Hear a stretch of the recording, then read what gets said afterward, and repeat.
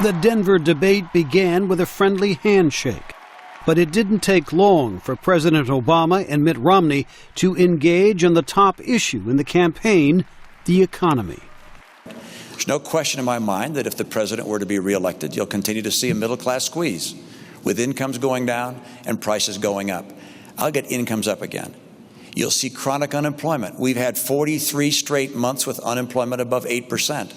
If I'm president, I will help create 12 million new jobs in this country. Mr. Romney aggressively criticized the president's record on jobs, on housing foreclosures, and Wall Street excesses, often putting the president on the defensive in hopes of cutting into his slim lead in the polls. But for his part, Mr. Obama vowed to fight on if he's reelected in November. 4 years ago, I said that I'm not a perfect man and I wouldn't be a perfect president. And that's probably a promise that Governor Romney thinks I've kept.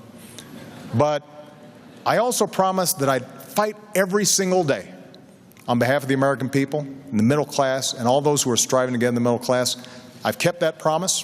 And if you'll vote for me, then I promise I'll fight just as hard in a second term. The candidates also clashed over health care reform, Mr. Obama's signature achievement. It's meant to extend health care coverage to millions and cut costs in the long term. Mr. Romney called the law a job killer. I just don't know how the president could have come into office facing 23 million people out of work, rising unemployment, an economic crisis at the kitchen table, and spent his energy and passion for 2 years fighting for Obamacare instead of fighting for jobs for the American people. It has killed jobs. The president pointed out that the inspiration for his health care law came from one passed in Massachusetts while Mr. Romney was governor. The irony is that we've seen this model work really well in Massachusetts because Governor Romney did a good thing, working with Democrats in the state to set up what is essentially the identical model. And as a consequence, people are covered there. It hasn't destroyed jobs. The two men also clashed on who would be the stronger leader and how to bring Americans together. What's happening in the Middle East?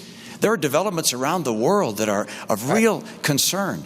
And Republicans and Democrats both love America, but we need to have leadership. My philosophy has been, I will take ideas from anybody, Democrat or Republican, as long as they're advancing the cause of making middle-class families stronger and giving ladders of opportunity into the middle class. This debate focused only on domestic issues, but the remaining two presidential debates will focus, at least in part, on foreign policy concerns. Jim Malone, VOA News, Washington.